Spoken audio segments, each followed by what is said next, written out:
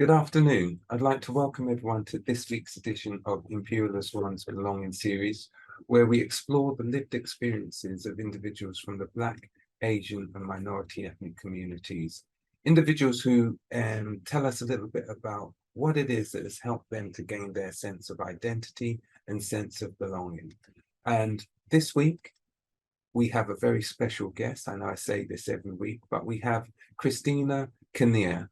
And Christina is an award-winning founder and CEO of With Insight Education and is passionate about improving the prospects for, for individuals from the Black heritage students. So, Christine, I'd like to say a big thank you for being our guest this week. And I'm going to start off by asking you the question, can you tell me what it is that gave you your sense of identity and sense of belonging when you were growing up? Yeah, well, firstly, thanks for having me. It's really a great pleasure to be here. Um, I think that my sense of identity was shaped over three events that I'm going to tell you, so, and they're in Hmm. chronological order. So, the first one was when I was about 8 years old. And at that time, you're a girl and there's a lot of worth in how you look and how you present. Hmm. But being a black girl in England in the late 70s, early 80s, it was really clear to me that how I looked wasn't conforming to the beauty standards of the day. Hmm. Everything from my facial features to my physical features. It was just very much an other. Hmm. And so you kind of exist somewhat on the margins of what's acceptable, the margins of what's valued. Um, and it does get to the point where you just think, this is this can go on and you can fight against it, but actually you just have to accept it and find some degree of beauty within yourself.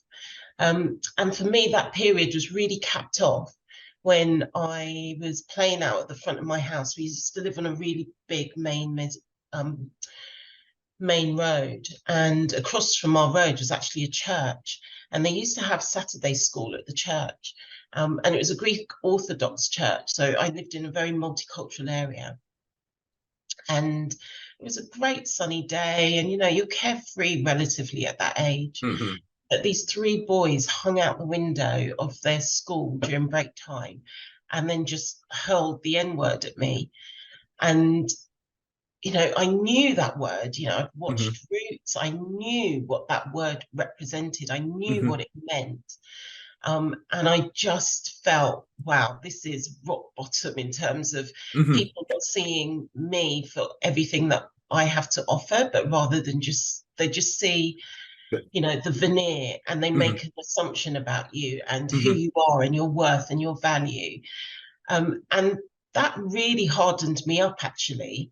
I don't recall telling anybody about it happening, but because, when that word is used against you, it is so demeaning. I think it's Hmm. hard to really explain to people just how shocking to your very core it Hmm. is to have that word thrown at you. And even at a relatively young age, I remember thinking, this is as bad as it's ever going to get for me. This is as bad as I'm ever going to feel Hmm. and allow myself to feel. So I think up to that age, you want to belong. That's a whole thing when you're a child. You want to be part of a group. You want to feel that you fit in. But actually, my identity was very much, I'm on the margins here. And even in the front of my house where should feel safe and secure, I'm not. I'm still being told about my worth in this society relative to other people. Um, but luckily, I had a teacher a few years later, Mrs. Harper, when I was Hmm. 10, so in Hmm. the equivalent of year six. And was she was a black teacher. She was my first black teacher. Hmm. And she was the first overtly black and proud person I'd come across. Hmm. And she just made such an effort to make sure that all the children in her class, but particularly the black ones, that we knew more about our history, that we knew our lineage and everything that we'd been through and how far we'd come. And it was so enlightening and so incredibly refreshing to have somebody that vested in building us up. And there was one day in particular where she said, Christine, make sure you never lose sight of your value. Make sure, nobody ever takes away your self-worth. And those are words I hold on to decades and decades later. And with her, I really did feel I belong. I'm comfortable in my own skin.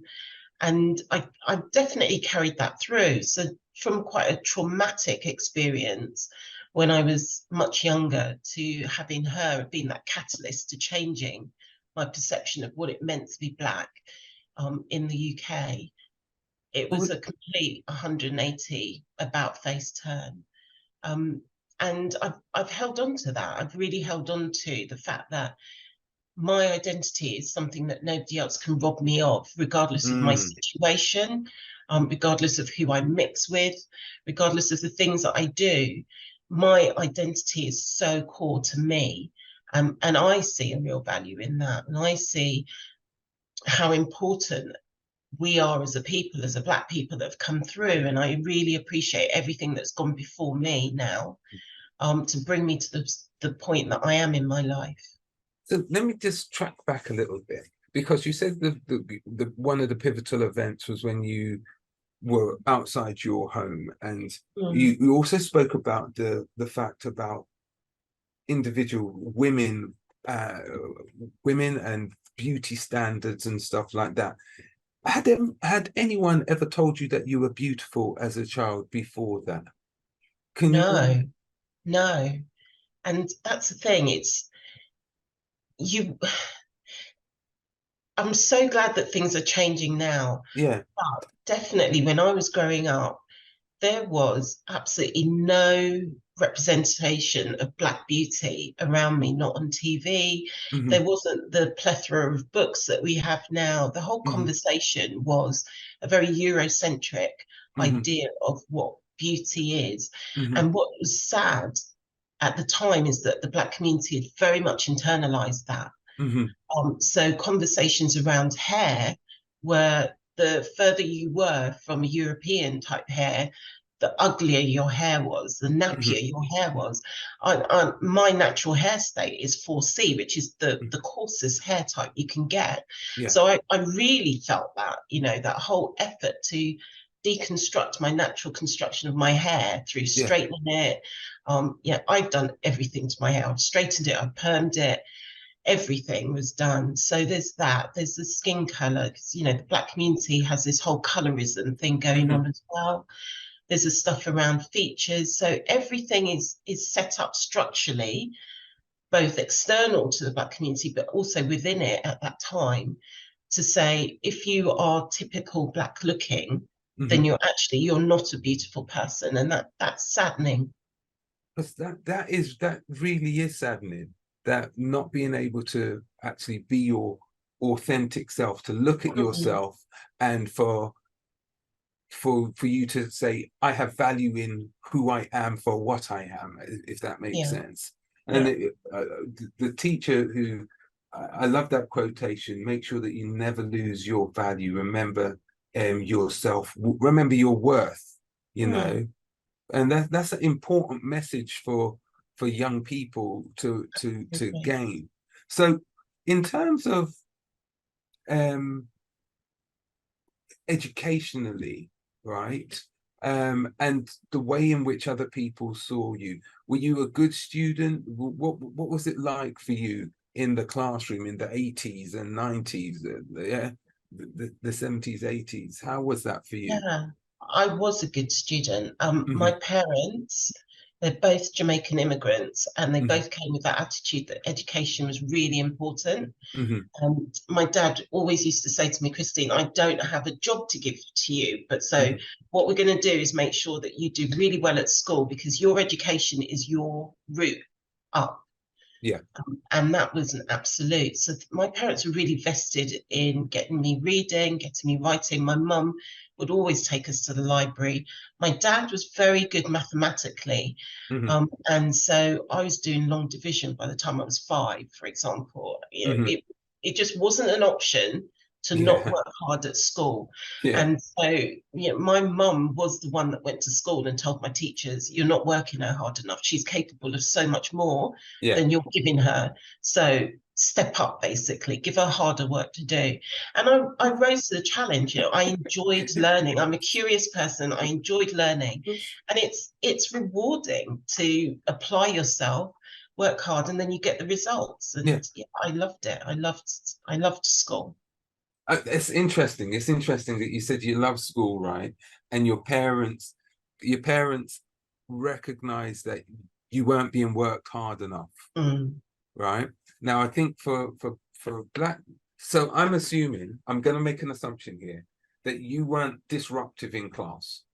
No, I was the quiet girl in You class. were quiet in class, right?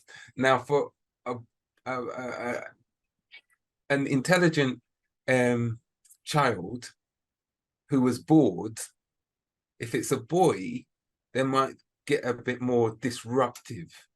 Yeah. And then it can all automatically be that they're labeled as not necessarily that they're smart, but that they're disruptive. That's what they don't Mm. know behavior management, behavior Yeah. problems. Whereas for you, it was kind of like because you sat quietly, they didn't necessarily see your potential.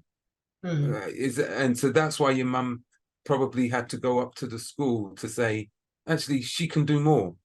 Yeah, absolutely. Definitely at the time, and it's still in our education system at the moment, Hmm. is that there is an underestimation Hmm. of how far Black heritage students can go. Hmm. We I say that they're over disciplined and Hmm. there's a lower expectation of them. Hmm. Hmm. And as you said, how that translates is that you get children who otherwise, if, for example, they were middle class white child, somebody might say, oh, well, as you said, they're bored, maybe they're neurodiverse. Hmm. Um, what else is going on in this child's life that explains their behavior? Hmm. And those questions means that that child is given the opportunity Yeah. to maybe try new work. They are stimulated in other ways. When it comes to Black children, particularly Black boys, they're stigmatized as naughty, and then they're taken down this whole disciplinary route, which Yeah. unfortunately sees too many of our children thrown out of school. Absolutely. Have you read the work by Bernard Cord then? You must have. Have you read Bernard Cord's Why the West Indian Child is Made Educationally Subnormal? So I've not read it. I've come Hmm. across the Yeah. work, but Yeah. funny enough, there's a new book called The Culture Trap, Yeah. by Deron Wallace, and Yeah. it's amazing. I went and saw him speak a few Hmm. weeks ago, and I was actually at a conference where he's speaking today.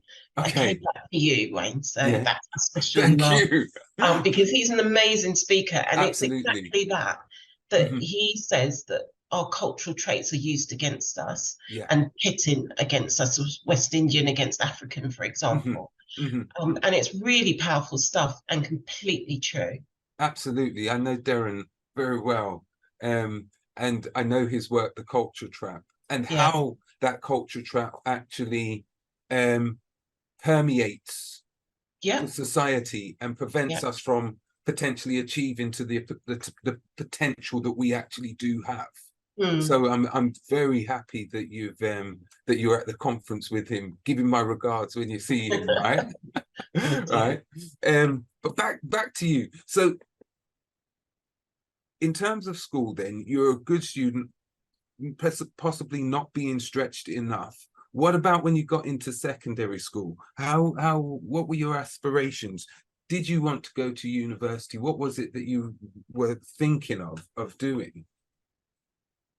So secondary school, I went to a school that's set. So I was in top stream Hmm. at secondary school, and I did well with my GCSEs. Hmm. It was an all-girls school, and I thought, kind of want to change my environment. So I then Hmm. left school and went to an FE college. Hmm. But in all that time, I honestly didn't think about university in my pathway, because Mm-hmm. that was so far from my reality that actually it was just off the radar completely.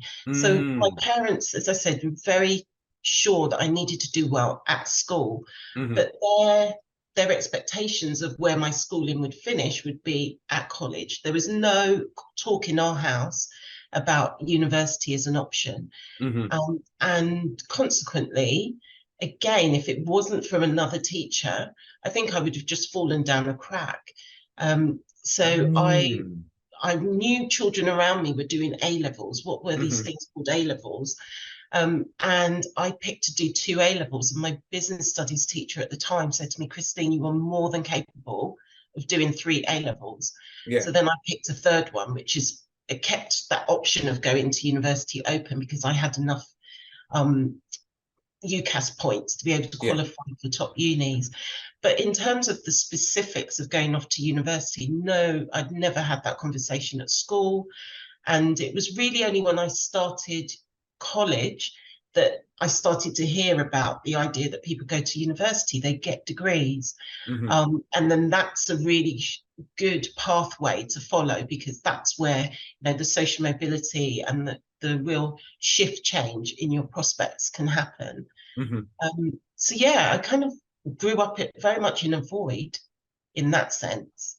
And so it sounds to me that, and you can correct me if I'm wrong, or your parents had an expectation, but you didn't have anyone other role models who you could look to say, you know what, Christine, or you could look to them and say, they've gone to university, or that's a potential kind of job that I'd like to do. How do I get to do it? Yeah, no. And if it wasn't for the teacher who said at that stage that actually, Christina, you can definitely do three A levels, not just two.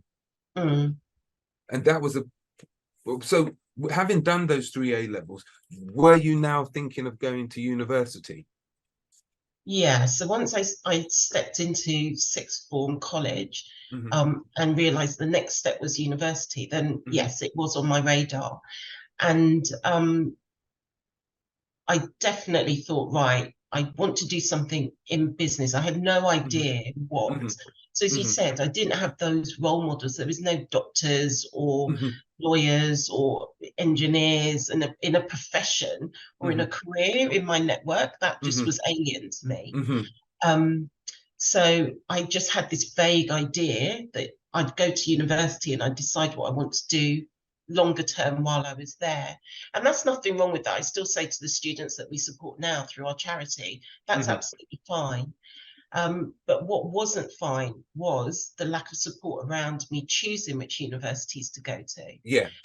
So at that time, we still had a split selection Mm-hmm. process between UCAS and for universities, or Mm-hmm. the The old red polytechnics. ones, yeah, Yeah. and then Yeah. the PCAS for polytechnics. Yeah. And so I didn't have anybody who really explained to me the difference between the two. Yeah. And as I say this to you now, I think, oh, I was so naive. There must have been people around me, but at the time, it just felt like there wasn't. There really wasn't.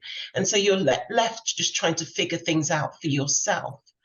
And when you do that without that benefit of knowledge and wisdom that comes from people that have walked the path ahead of you, you end up making decisions based on emotion Yeah. and your immediacy rather than understanding how the real world works. Yeah. So I did show enough initiative. I booked my tickets off to Nottingham. I went up to Sheffield, for example, to go in these campus tours.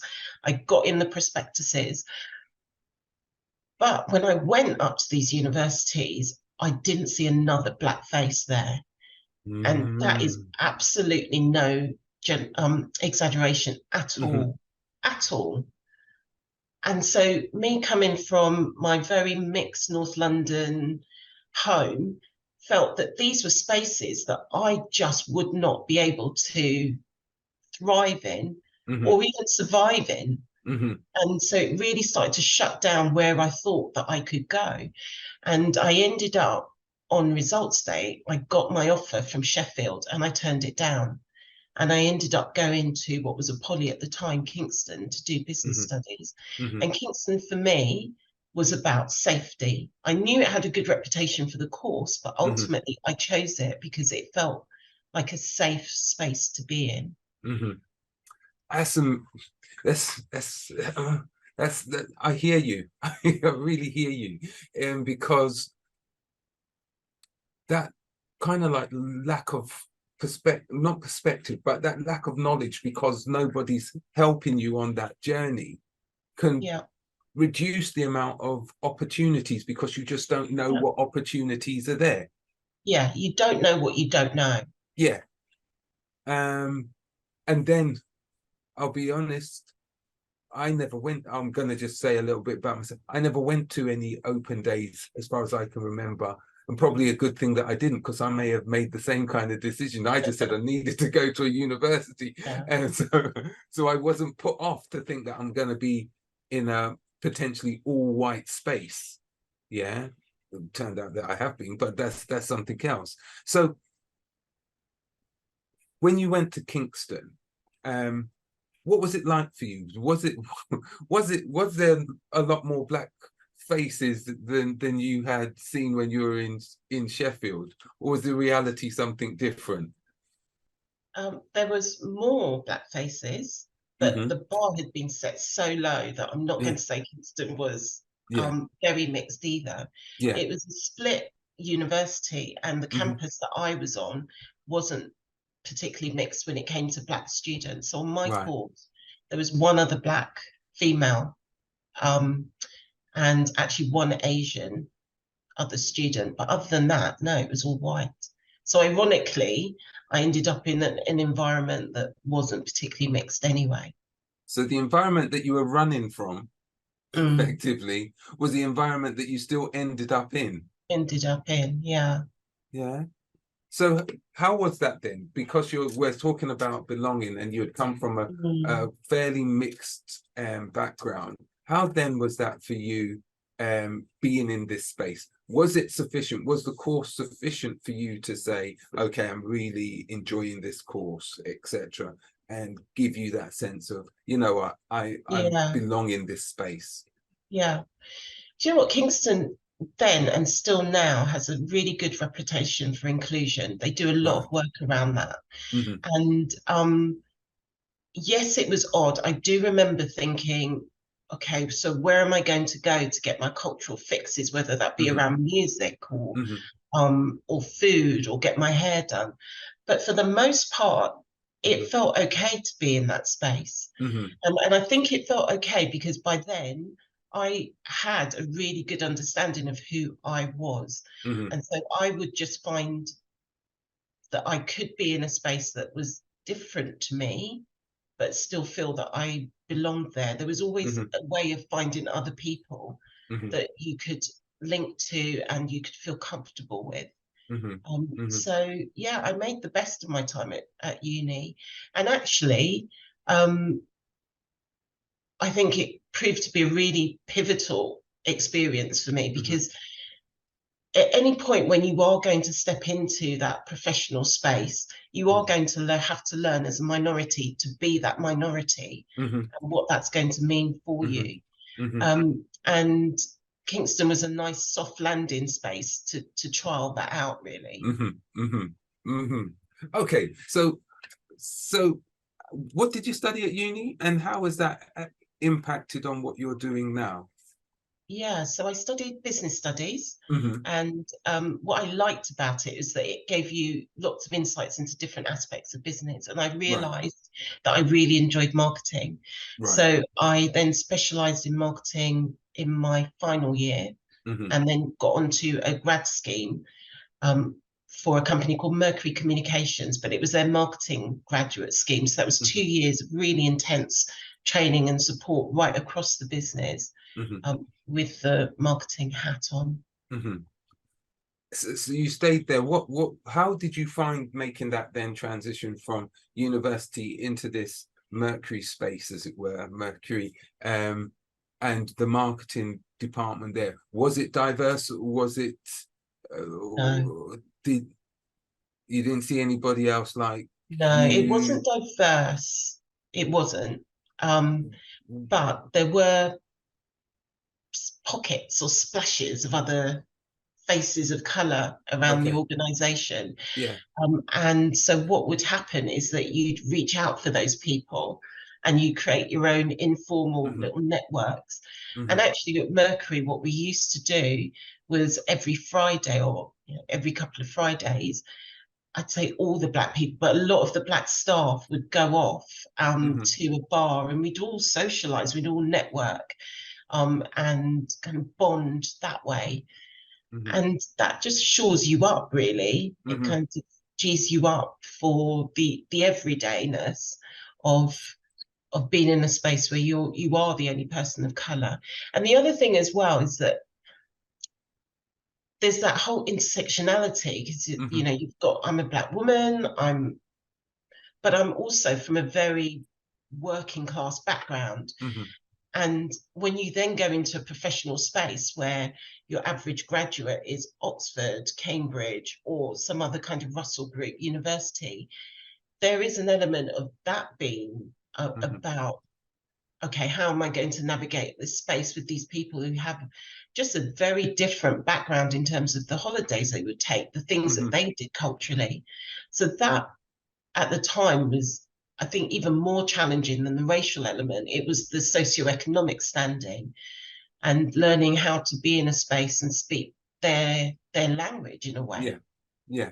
So it wasn't just about ethnicity. It wasn't just about No. it was about all of these other um cultural capital or Yes. Yeah. sociological Absolutely. capital, the capital which, because of um because of finance or whatever else, meant that you were othered in more than one way. Othered. Yeah. Were there many women in your in the roles or in the organization? Yeah. Because I mean, Mercury is quite progressive at the time, Hmm so there were a fair representation of women. And what hmm was nice actually is that quite a few of them were senior Right. managers. Yeah. So you could look up and see, okay, there is a pathway here for me as a woman, hmm but they weren't black women. Right. Right. Okay. So okay. So how did we go from you've got this passion for marketing, you're marketing at Mercury. How did we go from that to developing the strategies and coming to a realization of going back into education? Mm. So my I suppose my love of education, my love of learning always Hmm stayed with me. hmm Definitely what stayed with me was valuing how education could change your future for you. hmm And I came from really humble background. At one point in my life, I was on free school meals. And so to find myself now in a professional setting where I've got a team working for me, where I'm traveling internationally, they were pinch me moments. And I was very clear that the only reason that that had become available to me was through education. hmm And so my first dip back into it was I took voluntary redundancy and I actually thought about becoming a teacher. And that didn't quite come off. I messed hmm up my application timing, but it sparked in me something that said, yeah, this is really important to me. hmm And even if I can't do this on a professional basis, it's something I want to be close to. Yeah. So when my children were in primary school, I joined the governing body. Yeah. 2 years later, I became chair of hmm governors at hmm the school. And that was an amazing experience because at this time the school was really struggling, hmm and to be part of leading that school into a space where hmm essentially they were failing their young people. The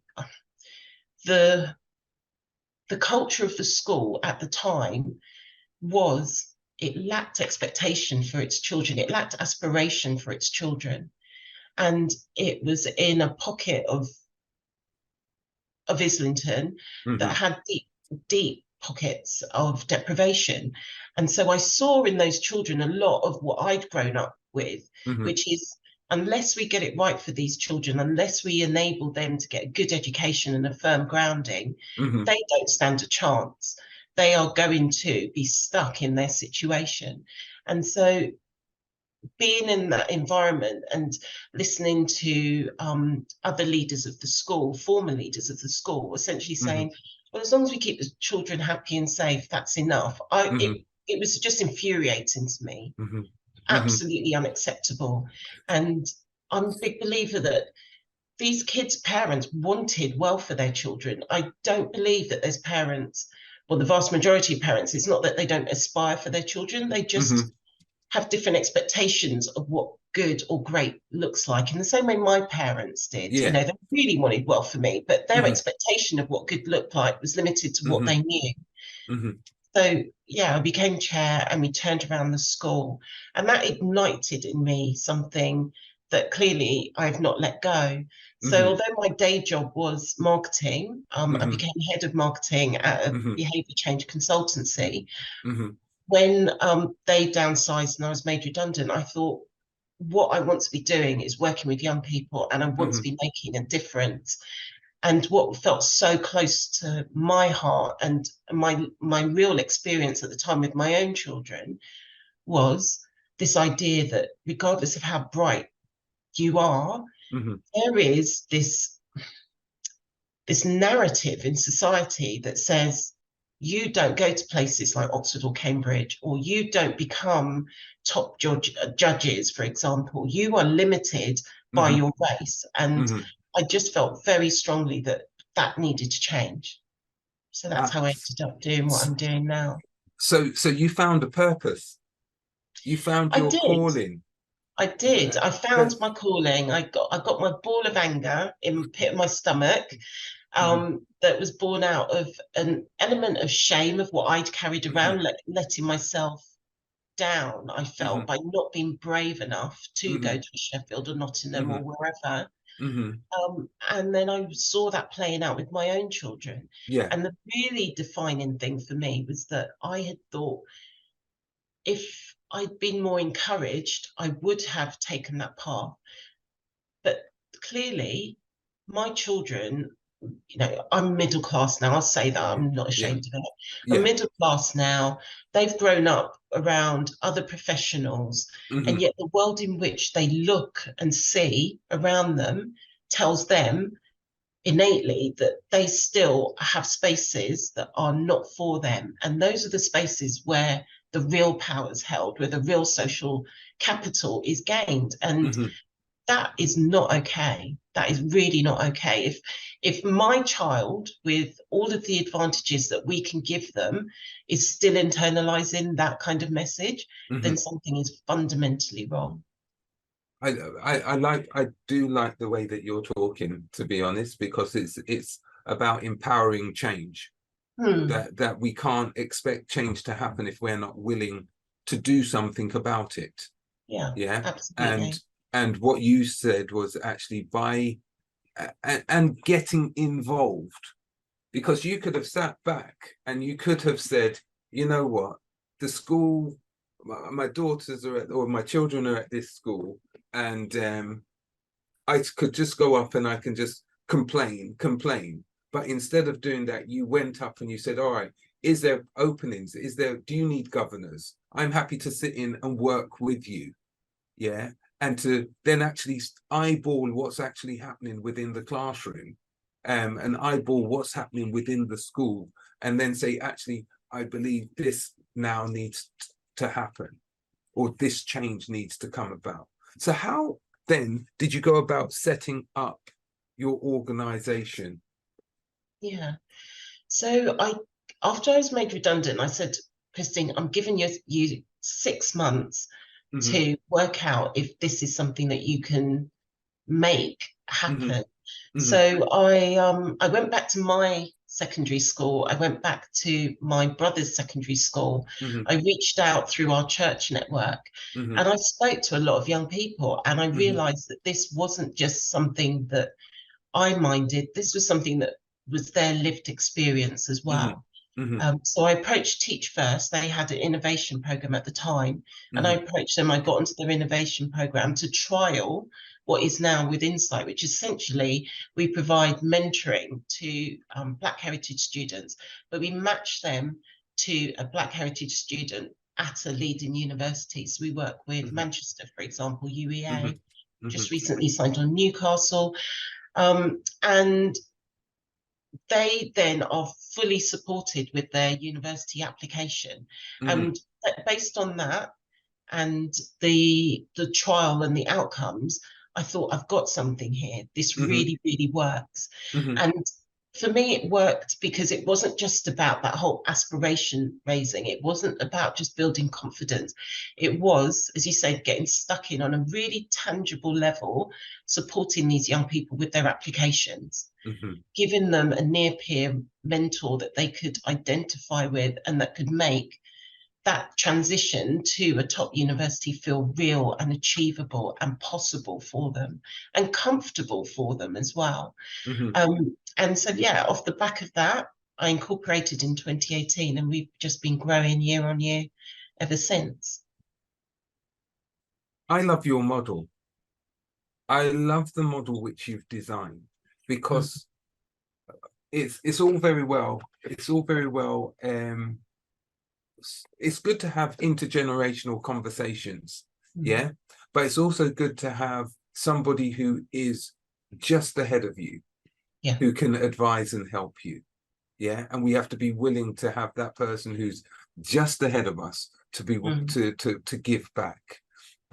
So I like the way that you link up the kind of like sixth formers with somebody who's kind of like midway through their degree or in their degree, because it becomes much more translatable to them because they've got more shared experiences. yeah. Their lexicon, their understanding is so much better. So why did you come up with that model? Because I've seen so many other models which have been tried which just don't seem to work. So how did you come up with that idea? I think it kind of came out of the research I was doing. So in Mm-hmm. the States, I looked a lot to the States to try and Mm-hmm. understand what worked there. Mm-hmm. And also, again, just speaking to the young people and Mm-hmm. understanding that, as you said, their teachers could say to them, you can do this. Their parents could say to them, you can do this. Mm-hmm. But they needed to see it happening. And so essentially, I felt I've got to show them what's possible rather than just tell them.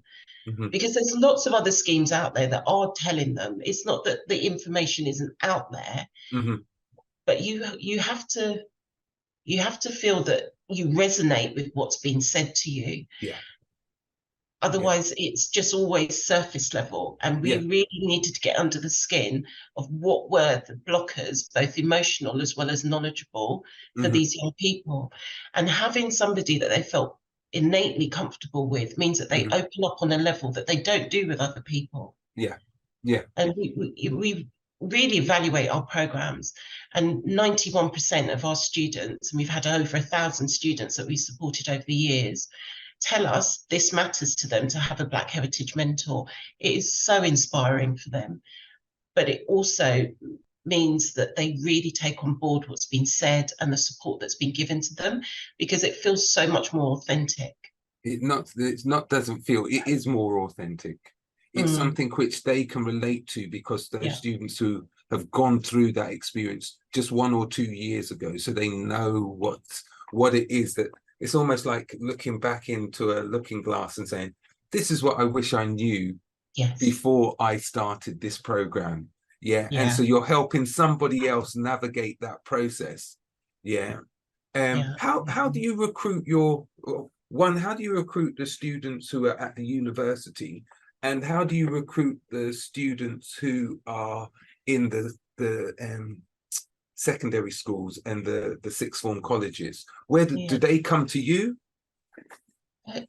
Increasingly, that we're finding they do come to us because word Mm-hmm. of what we're doing is improving. And so typically what will happen is that we'll work with certain university partners and Mm-hmm. then we'll support them to recruit their students onto the Mm-hmm. program. And then once they've signed up to the program, then we have that relationship directly with the university students. So we train them, we'll handle any problems or issues that they have during the program. And then we'll get them onto our alumni network as well, because part of what we're really trying to do is create an ecosystem, a community that goes on to support each other. And I'm a big one for lifting as you climb. And so it's really lovely that some of our students now that were former mentees have now got to university and they've turned around and said, right, I want to be a mentor for what you do. And then you've got that generational change. Absolutely. You got that self-sustaining. It self-perpetuates because it's that feeding forward, feeding back. Yeah. So for what they've received, they're feeding it back to somebody else because someone fed. If someone hadn't fed them, they couldn't feed others. Exactly. Yeah. Oh, I love it. Love it. Love it. And in terms of the mentees, we recruit primarily through schools. So we try and establish as many school partnerships as we can. But we're also on social media. So that's how people just learn about what we do generally. I'm just thinking about it in terms of your story, right? Because part of this, it is your story, but in terms of your story. And I'm thinking about the fact that you always were into marketing. And I'm thinking about how you've marketed, how you've used those skills of focus groups, understanding what it is that the client wants, what is it that the students need. And those things have all come together in bringing together this package that you've got, which is as I said, an award-winning package. Yeah. So it's almost like full circle that training has been instrumental in making sure that this initiative has worked. I don't know what your thoughts are. Yeah.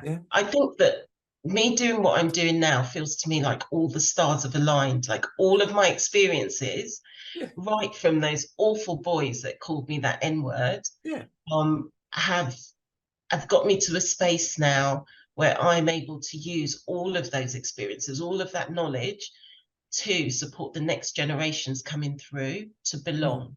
To know that they can go to these universities and that they belong there. They're not being tolerated there. They belong there. So it's, as you said, that's really interesting. I've never really thought about it in that sense. But essentially, what I'm trying to do with our young people is my story as it could have been. What happened to me was that a fear of not belonging and not fitting in, it limited my choices. I don't want that for any other Black heritage students coming through. No students at all, but my particular focus is on Black heritage students. I just don't think that you should have to be brave to take a step into a university or take a step into a certain workspace. And so what we're trying to do is make sure that our students don't need to feel brave, that they do know that they belong in these spaces and that they feel comfortable and can thrive when they're there. Fantastic. You know what? I'm going to wrap it up by asking two final questions, right? And the questions are, it's kind of like double header. The first part of the question is, what advice would you have given to, I didn't ask the audience. I normally do, and I see someone's put their hand up to say, Wayne, here I am here. All right, Tanwir, have you got a question that you would like to ask Christine? Slap my wrist. I'm sorry. You asked all the good questions and all the questions that I was sort of, as soon as I wanted to ask something, then you asked it. So that's great. Thank you very much, Christina. Sorry, my camera is not. Thank you very much, Christine. That was a very uplifting session. Thank God to people like you and organizations like yours that are out there, and it's almost feels. I mean, one shouldn't say it this way, but it's sometimes the kind of the experiences that we go through that makes us sort of want to make a change, which is. Not not happy that you went through all of this, but sort of to come on the other side and do what you do, and it's brilliant. No, I just wanted to say, well, two things I was going to ask. One thing I was going to ask about, and just a comment that being so I'm originally from Sudan, and I came here sort of in my 20s. So and now I have daughters, and a program like this is fantastic because you mentioned something like as a parent, or it's just very difficult to kind of tell your child that it doesn't matter to kind of go there, even if you're the only one, you can still make it. Yeah. You still, I think from there, I've learned this, that sort of I have to listen to them. It's for me, it's fine because I mean, I don't think of this as my country, and I come here, I know it's fine for me to go into a room where there is no one who looks like me, but I know that it's going to be very difficult for my daughters. So having a mentor who sort of it's easier for them to work with someone else, not me. I mean, they always see me as, oh, you don't understand how Yeah. it is, you understand how I feel. And so it's bringing me to my question. And maybe I missed that part when you were talking about your children and sort of kind of, and when you were saying that, yeah, it's always very difficult with children. They sort of kind of, you went through it and you don't want your child to go through it. How do you communicate this to your children? How do you, I mean, you going through all of this and yet really making it, while now times are a little bit better, although not very, yeah. I mean, so I have my daughter who she's only 9, and 2 years ago she came from school. Well, she didn't tell me, but I got to know that she was not included in the play because the girl said that we're not going to play with you because you're black. So yeah, it was very shocking. But yeah, and then kind of, yeah, you don't know how to navigate this. You don't know how to,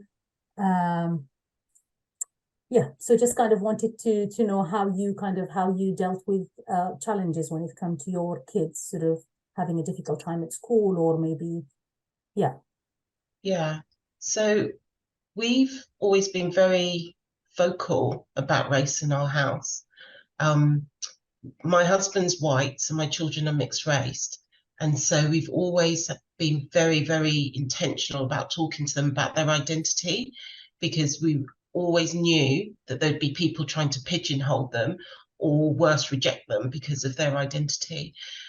So it's a lot of affirmation. I thought it was really interesting, Wayne, that you asked me if anybody had ever said, oh, you're beautiful. With our kids, there's lots of affirmation about, this is your ancestry, you know, this is your lineage, this is why you're just so brilliant as you are. Mm-hmm. But also, these are some of the challenges you are going to have to face. And so this is how we're going to make sure that you are resilient enough to challenge those things. So I've been lucky that when my children have come up against things, they have come home, as it was the case with you, and they've told me straight away. And then I have been very tiger mum about it. Very different to my generation, which my mum would have been, okay, put your head down, you know, just ignore them. I'd never say that to my children. I will go into battle for them when it comes to anything racial, well, just generally, but definitely if it comes to anything racial.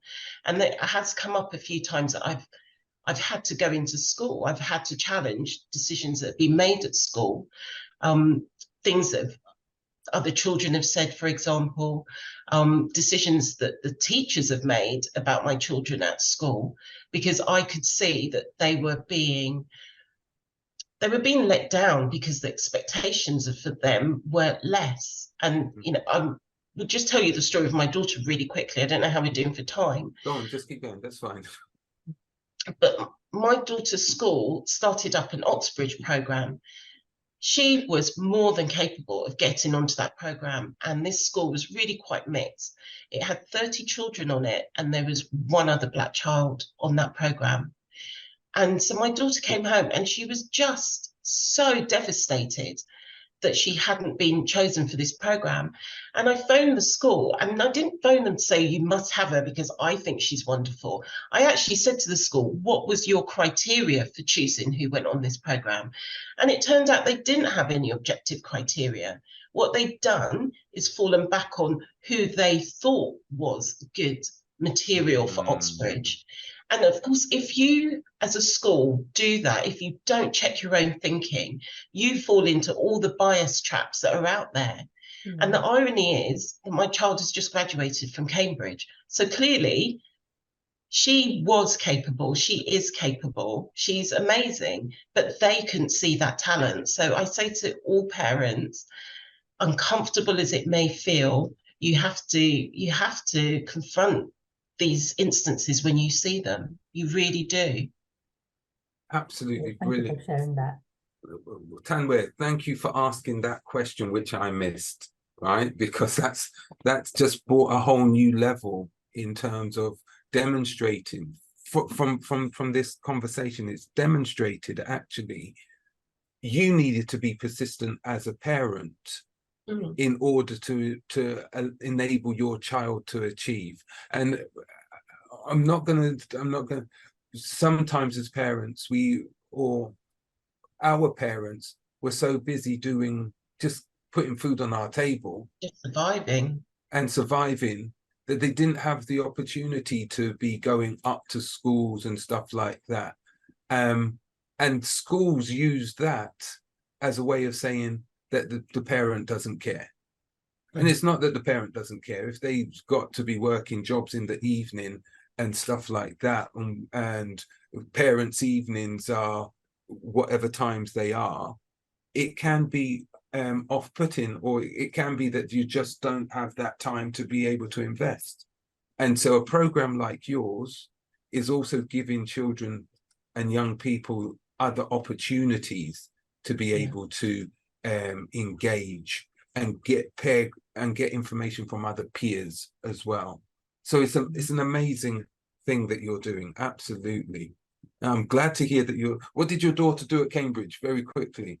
Did history. History. Fantastic. Yeah. Fantastic. Congratulations to her, right? As she goes on to definitely, right? So I was gonna, unless there's anyone else who has any questions, because I don't want right, that's fine. So I was gonna ask my final two questions, and they are, what would be your advice that you would have given to your younger self? That's the first one. And what do you think your younger self would have looked at you now and say, wow? I suppose I should be asking your daughter this, but advice I would have given my younger self was don't be afraid of confrontation. For a long time as I was growing up, and until relatively recently, I try and avoid what I felt was confrontation. And I've learned to reframe that now and not do that. So what I do now, if somebody says something to me that's not right, if I see something that's not right, or if I just need to give feedback to somebody, I'll just embrace that now. And I don't fear it. And I see it as an opportunity for a constructive conversation. Whereas before I used to see that as an argument, and that argument should be avoided because I feared what the outcome would be. So yeah, it would have meant that I took a lot less crap in my life over the years if I'd been a bit more forthright with myself. Yeah. And then what would you say, the second part of it, I saw you kind of like closing it down. What would you say is your younger self would look at you and say, wow? I think my younger self would be wowed by how large a life. I can't believe it's gone again. Sorry. It's all right. I think it would definitely I would have been surprised and really pleasantly pleased by, the countries I've been to, the fact that I don't just have a job, which is what people had when I was younger. I've got a career, and the difference that I'm making now as well. I think that my younger self would definitely be proud of me for that. Fantastic. Christine, it's been wonderful having you on as our guest this week. You've done so much already, and I know that you're going to be doing a lot more. I know that we're going to be working with you again at Imperial, so let's continue to do that. And again, congratulations to your daughter, and you are an inspiration, and what you're doing is amazing. So let's keep working together to make it happen, right? Let's keep working together. No, thank you. I'm going to just let people know what's happening for our next belonging. Okay, let's work it out. Okay, so next week's belonging guest is going to be Priscilla Day-Walsh, and she's a next generation fellow at the Centre of Trophoblast Research, working in the Department of Obs and Gynae, ironically at the University of Cambridge. So your daughter may have seen her, may not, but you know. So please come and tune in and see her next week. And then if you have missed any of the other episodes, then please go to our YouTube channel, which is tinyurl.com/belonging-IAO, where you'll be able to hear many of the other conversations that we've had to date.